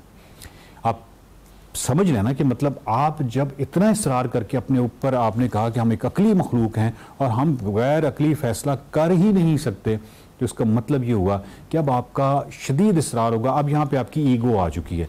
सो ये जो अपने आप को अकली मखलूक इस हद तक समझना और फिर उसको नज़रसानी ना करना अपने फैसलों पे, इसकी वजह यही होती है कि हम दोबारा उसको देखते नहीं हैं। अब क्योंकि हमने वो जो फैसला गलत किया है, तो फिर उसके बाद एक सेल्फ जस्टिफिकेशंस का एक तवील सिलसिला शुरू हो जाता है, जिसमें आप जस्टिफाई किसको कर रहे होते हैं, या आप किसको बेसिकली आप सुकून दे रहे होते हैं, या किसको आप मुतमईन कर रहे होते हैं, अपनी ईगो को कर रहे होते हैं। यहाँ पे तमाम अकल, एनालिसिस, तमाम चीज़ें, जितनी भी ऑब्जेक्टिविटी, मारूजियत, तमाम साइड पे हो जाती है। यहाँ पे आपकी ईगो खड़ी होती है। आप क्योंकि रैशनल बीइंग है, आपने गलत फैसला कर ही नहीं सकते, तो अब आपने इसरार करना है, चाहे आप किसी अंधे कुएं में जाके गिर जाए। इसको आप फेस सेविंग कह सकते हैं। बेसिकली अपना इमेज जो है वो बचाने की कोशिश कर रहे हैं, जो आपने खुद ही तराश रखा है। यानी एक माशरती जबर है, बेसिकली वो जबर भी आपने खुद बहुत हद तक, यानी बहुत हद तक वो जबर जो है वो आपकी अपनी ज़हन की पैदावार है। एक्चुअली जबर इतना होता नहीं है जितना हमारी ज़हन की पैदावार होता है। तीसरी और अहम तरीन चीज़ ये है कि हम कंसिस्टेंसी पसंद करते हैं। ये ह्यूमन ब्रेन जो है वो कंसिस्टेंसी पसंद करता है। बहुत सारी इमेजेस के अंदर वो कुछ ऐसी इंफॉर्मेशन ऐसी डाल देता है जिससे कंसिस्टेंट हो मामला। इवन हम रेंडमाइजेशन के अंदर से भी चीज़ें निकाल लेते हैं, बादलों से भी और हर चीज़ से निकाल लेते हैं, बिकॉज हम हर जगह पे कंसिस्टेंसी चाहते हैं। रैंडमनेस हमें परेशान करती है, क्योस हमें परेशान करता है। हम हर जगह पे कंसिस्टेंसी चाहते हैं कि इस जगह पे कंसिस्टेंट हो मामला। यहाँ पे भी ये प्रॉब्लम भी चल रहा होता है। तो कमिटमेंट बायस जो है इसकी वजह से बड़े नुकसान होते हैं। जब भी आप यकीनन कमिटमेंट की एक पॉजिटिव पहलू ज़रूर है, लेकिन जो इसके मामलात दूसरे वाले हैं, आपने सिर्फ ये देखना है कि ये जो मेरी कमिटमेंट है ये अकली है या ये ईगोसेंट्रिक है, इसमें अना का कोई मामला है, माशरती जबर है। तो इस हवाले से जब इस जगह पर पहुँचें तो आप ज़रूर सोचें ताकि आप कोई अहमकाना फैसला ना करें। देखते रहिए हमाकत की नफ्सियात।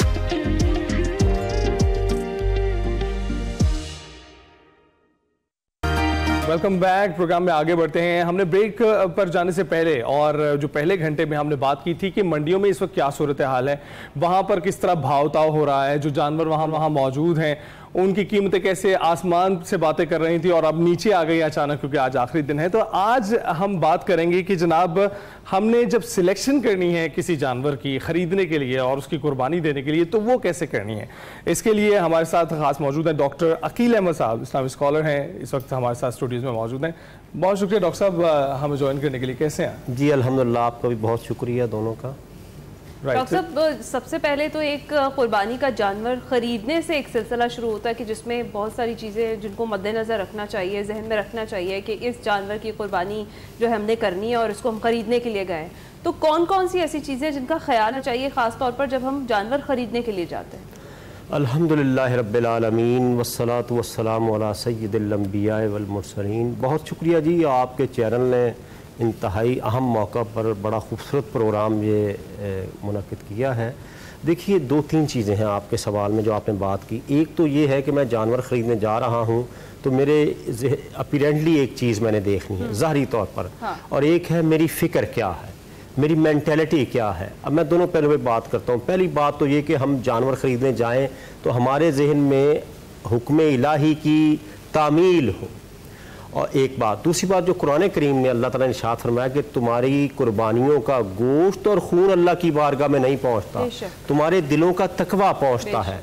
और अगली बात देखिए, ये अहम फरीज़ा मैं अदा करने जा रहा हूं तो मुझे सबसे पहले अपनी जो कमाई है उसको देखना पड़ेगा कि मैं एक हलाल जानवर ख़रीदने के लिए क्या हराम पैसे तो नहीं लगा रहा, क्या मैंने लोगों का हक तो नहीं मारा हुआ, मैं किस तरह के पैसे लेकर जा रहा हूँ। हाँ। और ठीक अगली बात, रियाकारी, नमूदो नुमाइश, तसन्नो बनावट, दिखावा, अपनी बल्ले बल्ले जी हाजी साहब का बकरा, सलीम साहब की गायें, बशीर साहब का ऊँट, ये ना हो। लिल्लाहियत हो, अल्लाह हो, अल्लाह की बंदगी हो, ये इबादत है कुर्बानी करना।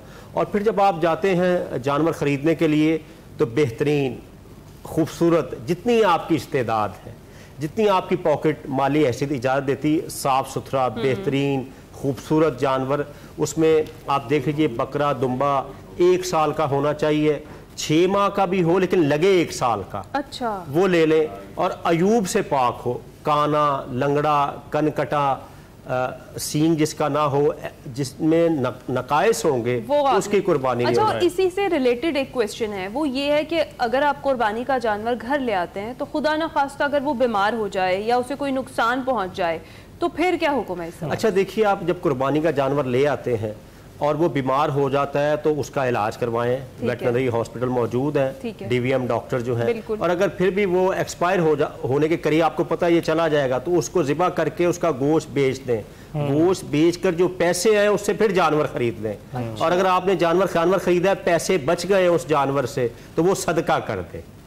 देखिए कितना अल्लाह ताला आपको सहूलत दे रहे हैं। और यहाँ पर यह भी बात जहन में रहे कि कुर्बानी ईद की नमाज पढ़ने के बाद आपने करनी है। ईद की नमाज जब हो जाए उसके बाद करनी, पहले करेंगे तो फिर कुर्बानी नहीं। और जो लोग पढ़ ही नहीं रहे होते, कुर्बानी के सिलसिले में रुके रहते घरों में, उनके लिए नहीं।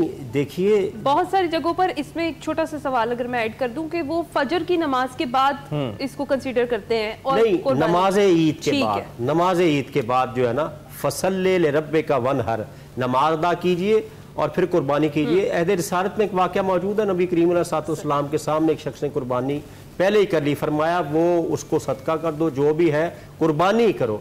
देखिए यहाँ पर एक बात बड़ी अहम सामने आ गई कि जिस इबादत का जो वक्त मुतय्यन किया है, जो तरीका मुतय्यन किया गया है, उसके मुताबिक ही करेंगे तो अजर व सवाब होगा। राइट। तो अच्छा ये बताइएगा कि कुछ लोग ये भी सवाल पूछते हैं कि क्या इस कुर्बानी के दौरान अकीका भी जायज़ है? जी बिल्कुल। देखिए अगर गाय में 7 हिस्से होते हैं, आपने 5 हिस्से कर लिए और 2 हिस्से बाकी, तो आप अपने बेटे के लिए बेटे की तरफ से कर लें, बेटी की तरफ से कर लें, तो ये अकीका हो जाता है, डबल खुशी हो जाएगी। देखिए कुर्बानी अगर आप साहिब इस्तात हैं, इस्तादाद आप रखते हैं तो आप पर वाजिब है।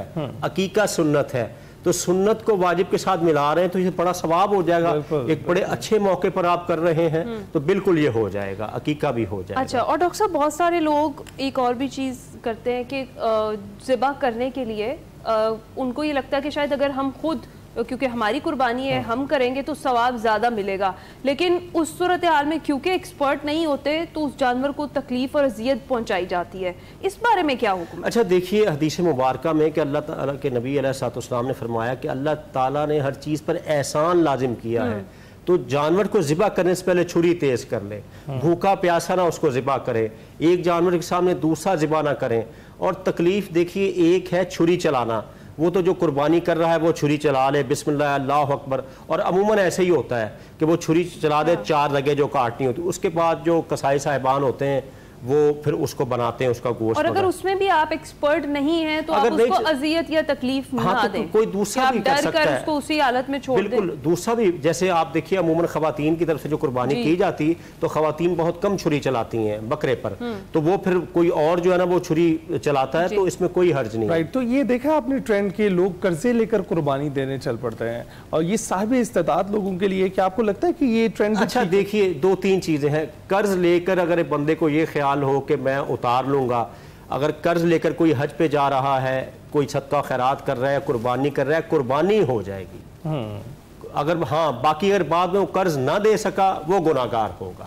ये बंदे को खुद देखना चाहिए जी, हर इंसान को। मिसाल के तौर पर एक बंदे को पता है मुझे कहीं से पैसे आने हैं, अब नहीं है तो मैं कर्ज ले लूं बाद में दे दूंगा, हर बंदा अपनी पोजीशन को बेहतर जानता है, तो कुर्बानी तो हो जाएगी। लेकिन अगर वो समझता है, लेकिन अगर उसको कहीं से उम्मीद नहीं है तो अल्लाह ने जब उसको एक काम का मुकल्लफ नहीं किया, उसको कह लीजिए कि उस पर लाजिम नहीं है, तो फिर वो रिलैक्स रहे। ठीक है, ठीक है। और डॉक्टर साहब एक और चीज़ जो बड़ी इंपॉर्टेंट है वो ये कि जो कुर्बानी का असल एसेंस है, जब कुर्बानी हज़रत इब्राहीम और हज़रत इस्माइल वाला पूरा जो वाक़या है, जो उस दौरान जो एक टेस्ट था, वो मेरे ख्याल है हमने बहुत पीछे छोड़ दिया। अब सिर्फ वो वाली आपके वाली बात है कि नमूदो नुमाइश में हम पड़ गए हैं कि फ़लाँ से बड़ा जानवर हो और फ़लाँ से ज़रा तगड़ा दिखने वाला जानवर हो, फ़लाँ के जानवर से बेहतर हो।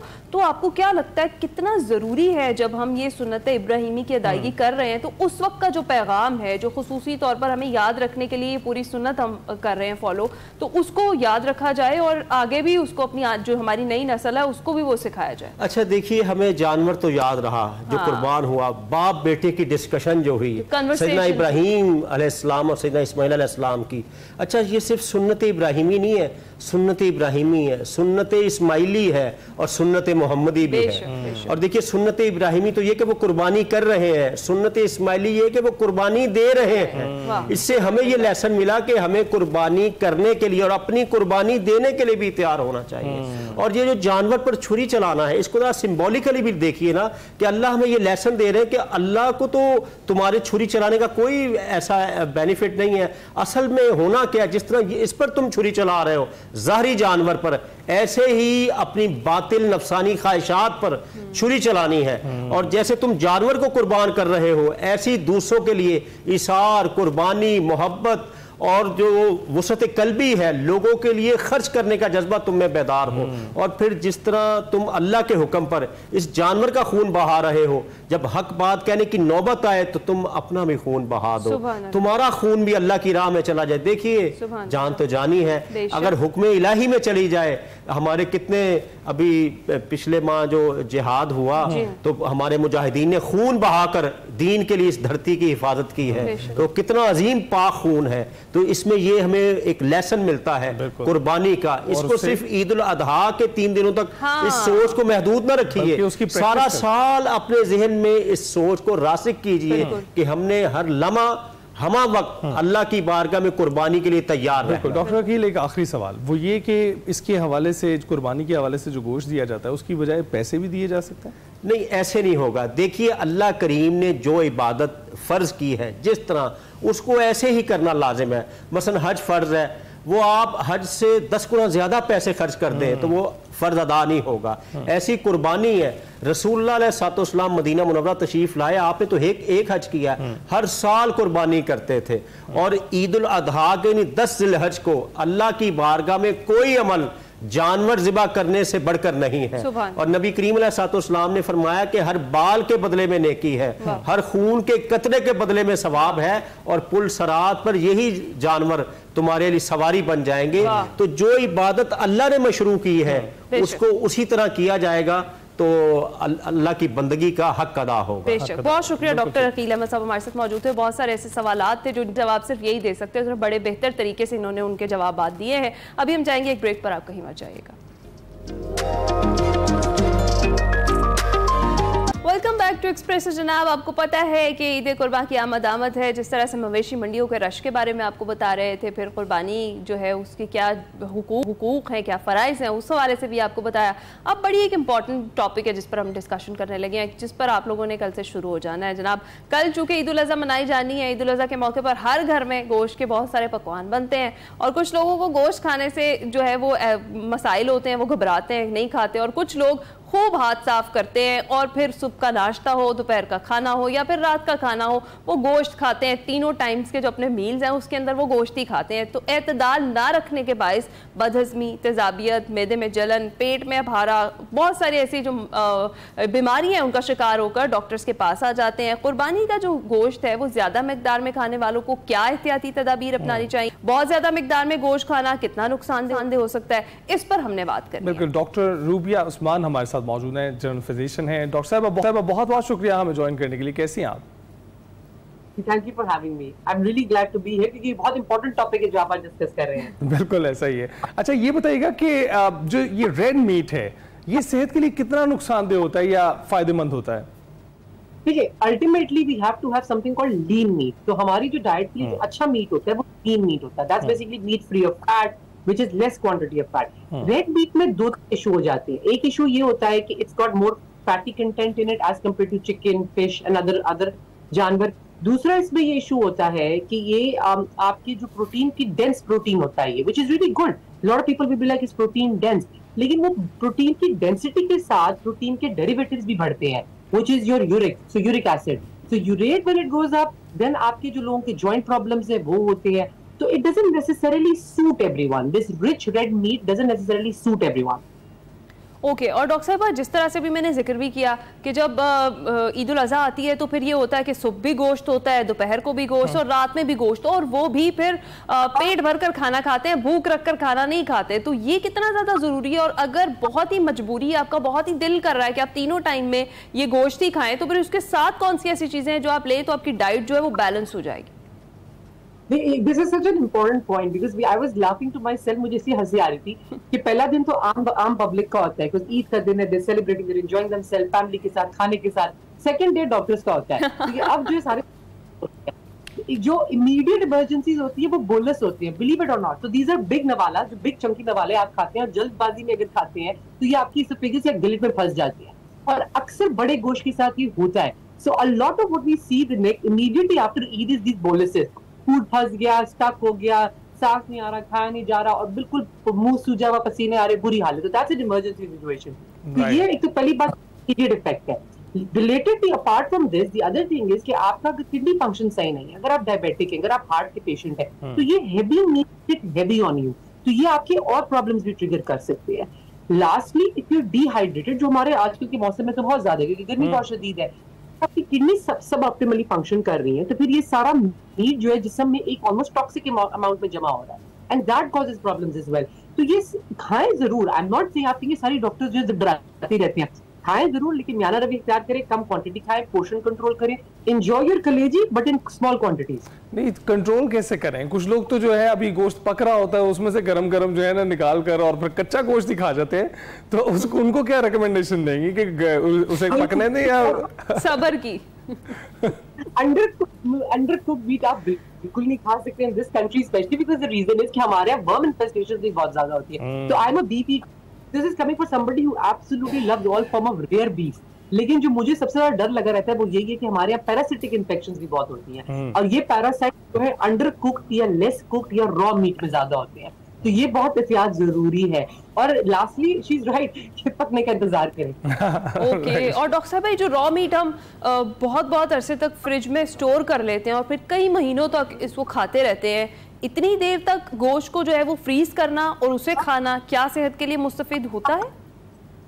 तो meat, fresh meat that is frozen at the source, कि सून एज आपको पास आया और आप आपने जानवर ज़िबा किया, आपके पास गोश्त है, आपने इसे फ्रीज कर लिया, वो फिर भी स्लाइटली बेटर है एज कम्पेयर टू मीट जो खड़ा रहा पड़ा रहा बहुत देर के लिए और फिर आपने उसको परचेज किया या लिया या whatever and then you freeze it. तो ये फ्रोजन एट सोर्स वाली बात जो है ये बहुत कम लोगों को समझ आती है। लोग अक्सर समझते हैं कि frozen food is equally bad, it's not like that.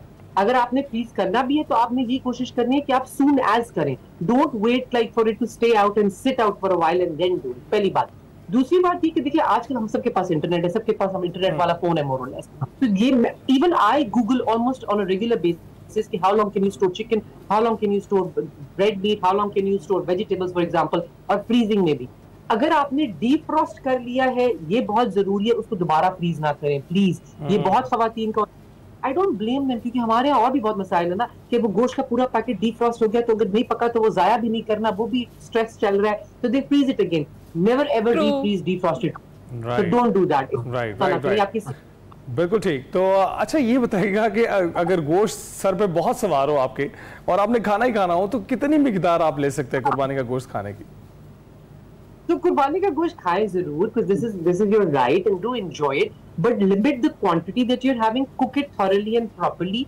आप अपनी फेवरेट डिशेस बनाएं और उसको स्टैगर करें, साथ में वेजिटेबल्स का इजाफा करें। फाइबर के साथ जो भी चीज खाई जाए वो वैसे भी उसका जो नेगेटिव इफेक्ट है वो काफी डम डाउन हो जाता है, बिकॉज फाइबर सारे आपकी बॉडी से एक्सट्रैक्ट करके इजेक्ट करवा देता है। तो एटलीस्ट 20 ग्राम ऑफ फाइबर आपकी जिंदगी में होना चाहिए। That's your let's, your vegetables, your dense vegetables, your isabgol which everybody loves, your seeds, ये इन सब चीजों में फाइबर होता है। तो फाइबर क्वांटिटी जो है वो करें। मे बी डिजर्ट ऐसा बना लें जिसके अंदर फाइबर हो ताकि आपका खुशी भी हो। वो बता भी दें कौन सा डिजर्ट है। और अब ये that is I was going to say for some I could think of sabudana and I could think of all of these things our mothers used to force us to feed your children and those things are high fiber। Okay. और doctor साहब एक और भी important question, जैसे कच्चा गोश्त खाने वाली अली ने बात की कि बेसब्रे होके फटाफट वही खाना शुरू कर देते हैं, तो जो खास तौर पर अगर हम बात करें रेड मीट की और जो कुर्बानी का गोश्त होता है उसे कितनी देर तक कुक करना चाहिए और उसके बाद खाना चाहिए? Cooking is a personal thing. So some people like their meat to be really underdone and they want it to be, because the beauty in the meat sometimes, so this is coming from a beef lover, the beauty in the meat is when it's nice and it's succulent and it chewy ना हो, वो रबड़ की तरह chewing gum की तरह आप चबा के ना खाएं। Having said that, the fresh meat, a lot of meats are checked. So बाहर से जो आप प्रोक्योर करते हैं, जो आप बीफ लेते हैं, जो आप गाय का मीट लेते हैं, तो वो गाय एक्सपेंसिव टेस्टिंग होती है उनकी वहां पर। बाहर के मुल्कों में उनको बीमारियां भी टेस्ट होती है, सब कुछ टेस्ट होता है। हमारे यहाँ this is not the case. So you have to err on the side of caution, और आप एहतियात is better rather than doing something and then regretting it later. तो आप इसको thoroughly cook कीजिए। स्लो कुक अगर करेंगे तो वो टेंडर भी रहेगा और टेस्टी भी रहेगा। कोई कुकिंग अनकंट्रोल्ड बीफ के साथ नहीं होती है। बिल्कुल ऐसा ही है। तो डॉक्टर साहब एक फाइनल पैगाम जो आप ईद पर हमारे नाज़रीन को देना चाहें? Hey, we love it when you come and see us because it keeps our practice going, it makes us rich as well so we can buy pretty things। लेकिन आपकी सेहत से ज्यादा और जरूरी है, इसलिए खाए जरूर, एंजॉय जरूर करें, बट डॉक्टर को बहुत ज्यादा ना पाले। बिल्कुल ऐसा ही है। बहुत बहुत शुक्रिया डॉक्टर साहिबा हमसे बात करने के लिए, गुफ्तगू करने के लिए, और सारी सजेशन आंखों पर क्योंकि याद रखना चाहिए। बिल्कुल इतना गोश्त जमा करके उसको सारा महीना खाते रहेंगे आप, तो ये एहतियात करना बहुत बहुत जरूरी है। डॉक्टर साहिबा ने बता दिया, उस पर अमल करें। हम ब्रेक के बाद हाजिर होंगे। Welcome back back to Expresso. जनाब, हमने बड़े शहरों की तमाम मवेशी मंडियों का रुख किया और जाना कि वहाँ के क्या हालात है, तो ऐसा कैसे हो सकता है कि एक्सप्रेसो में मंडियों का जिक्र हम कर रहे हों और बलूचिस्तान और कोयटा का हम जिक्र ना करें। तो वहाँ से हमारे नुमाइंदे मोहम्मद अकरम हमारे साथ मौजूद है, जानते हैं कि वो इस वक्त किस मवेशी मंडी में मौजूद हैं और वहाँ के क्या हालात हैं, क्या वहाँ भी भाव-ताव चल रहा है। मोहम्मद अकरम, बहुत शुक्रिया। तो ये बताइएगा कि आप किस मवेशी मंडी में मौजूद हैं और यहाँ पर खरीदारों का रश क्या पड़ गया है और अब जो भाव-ताव की सिचुएशन है वो चल रही है? हाँ जी बिल्कुल, मैं इस वक्त मौजूद हूँ कोयटा की सुमुंगली रोड की मवेशी मंडी में। मुल्क भर की तरह कोयटा में भी सुन्नत इब्राहिमी की अदायगी के लिए शहरों की बड़ी तादाद मुख्तलिफ इलाकों में लगाई जाने वाली छोटी बड़ी मवेशी मंडियों का रुख किए हुए शहर के मुख्तलिफ इलाकों में तकरीबन 5 से 6 छोटी बड़ी मवेशी मंडियाँ लगाई गई हैं, जहाँ पर छोटे बड़े जानवर भी हैं। अगर हम जानवरों की कीमतों के हवाले से बात करें तो बकरे की कीमत कम से कम भी बताई जा रही है 60 से 70 हज़ार से शुरू होते हुए 1.5 लाख रुपए की एक बकरे और दुम्बे की कीमत है। और अगर बैल की बात करें तो 2 से 3 लाख रुपए शुरू होती है बैल की कीमत और 12 लाख रुपए तक जो है जाती है। इसके साथ साथ जो है ना मवेशी के जो कारोबार करने वाले जो व्यापारी हैं उनका ये कहना है कि सारा साल वो जानवरों की बेताशा खिदमत करते हैं, अब वक्त आ गया है कि उसके मुनासिब दाम वसूल करें। तो इस वजह से उन्होंने जो है इसकी कीमतों में भी इजाफा कर रखा है। जो ख़रीदार हैं वो भी परेशान हैं कि किस तरह से जो है सुन्नत इब्राहिमी की अदायगी करें और व्यापारी भी परेशान है कि जो है ना इस बार उनके पास जो है ख़रीदार नहीं आ रहे। मवेशी मंडियाँ सजी हुई हैं, लगी हुई हैं, लेकिन महंगाई की वजह से जो है ख़रीदार भी नहीं आ रहे। सुमुंगली रोड हो गया, स्पिनी रोड हो गया, मशरकी बाईपास और इसके साथ साथ शहर की दीगर छोटी बड़ी जितनी भी मवेशी मंडियाँ हैं वहाँ पर रश भी बेतहाशा कम नज़र आ रहा है। और व्यापारियों का यही कहना है कि जो इस वक्त जो है ना गुज़िश्ता साल की निस्बत जिस तरह से वो लोग जानवर लाए थे वो माल उनका इस तरह फ़रोख्त नहीं हो रहा, लेकिन वो लोग जो है कम से कम कीमत जो है जितनी भी है छोटे बड़े जानवरों की इसी तरह से रख के उसको फ़रोख्त करने की मोहम्मद अकरम, कोशिश। बहुत बहुत शुक्रिया हमें बलूचिस्तान कोयटा की सूरत हाल से आगाह करने के लिए। और हमने तमाम तर मंडियाँ अब बेसिकली बड़े बड़े शहरों की कवर कर ली हैं।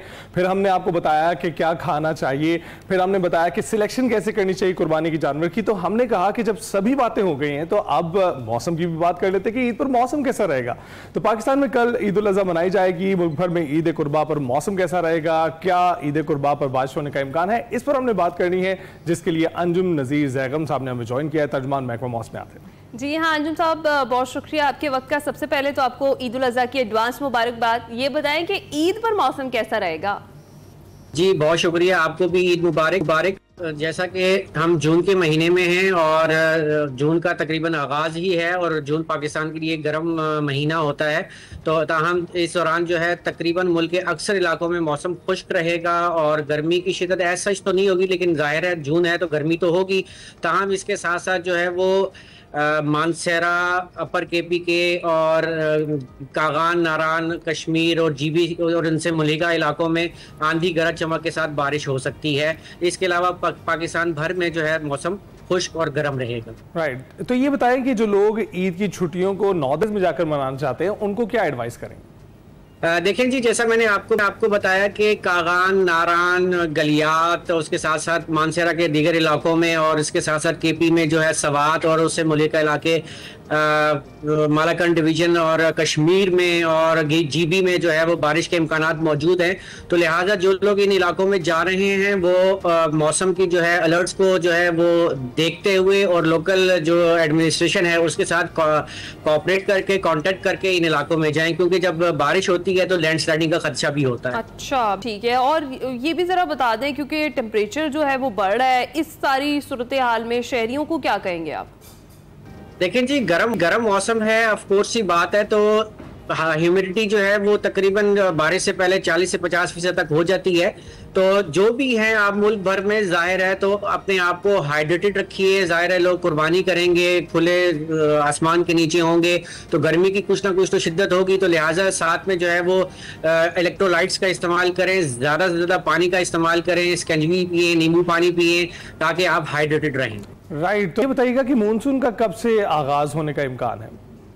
तवक्को यही है कि इस महीने के एंड से या जुलाई के आगाज से मानसून का आगाज हो जाएगा। जी, इस दफा लग ये रहा है कि जो अब तक के सिनेरियोज हैं कि पाकिस्तान में तकरीबन इलाकों में मामूल से ज्यादा बारिशें होगी।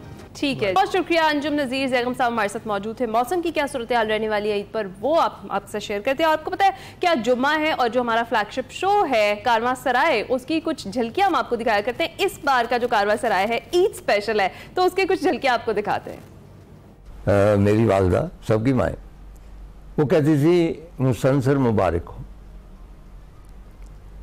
वालदा का ये था कि बाद की ज़िंदगी में अगर मैंने जुराबे भी नहीं पहनी है ना, या ये रुमाल नया है, फ़ौरन उनकी नज़र वहाँ पे जाती थी और कहती थी मुसलसल मुबारक।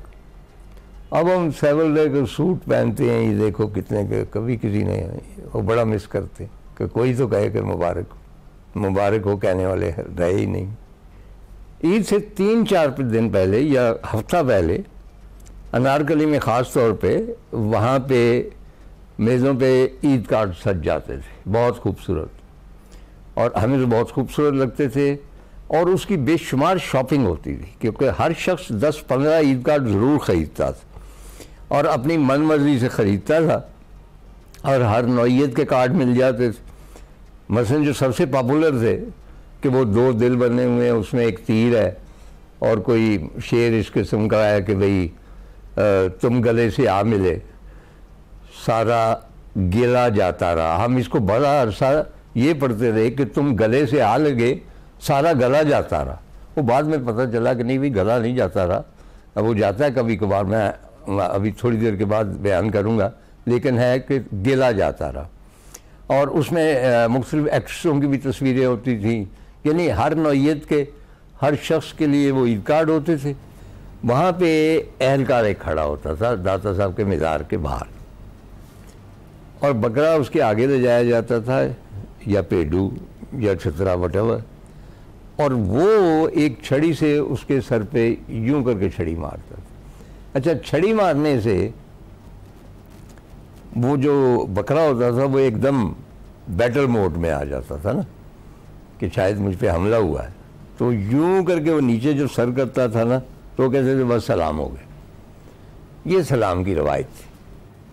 ऐसी कई यादें हैं जो शेयर करना अभी बाकी हैं, तो ये प्रोग्राम देखना ना भूलेगा। अमूमन ये प्रोग्राम इतवार की रात 8 बजे आप देख पाते हैं, लेकिन ईद पर ये दोपहर 2 बजे आप देख पाएंगे, क्योंकि आपकी ईद को यादगार बनाना है, तो हम कोई भी मौका हाथ से जाने नहीं देंगे। इसके साथ साथ हम भी ईद पर शाम 7 बजे आपके साथ होंगे, तो हमारे साथ रहिएगा। स्पेशल ट्रांसमिशन है ईद की, कुर्बान जाइए, उसे देखना ना भूलिएगा। ईद के पहले और दूसरे दिन, दोनों दिन 7 से 9 हम आपको ज्वाइन करने वाले हैं, और मंडे से फिर रेगुलर मुलाकात तो आपसे होगी, तो देखना मत भूलिएगा। कुर्बान जाइए कल 7 से 9 बजे तक।